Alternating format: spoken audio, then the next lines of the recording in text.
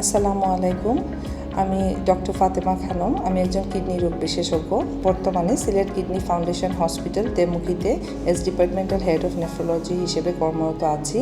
আমি প্রতিদিন সকাল 8টা থেকে দুপুর 3টা পর্যন্ত এখানে রুগীদের জন্য অ্যাভেলেবল থাকি এবং তার পাশাপাশি আমার যে কোনো রুগী যে কোনো ইমার্জেন্সিতে আমি এখানে সার্বক্ষণ অন কলে থাকি।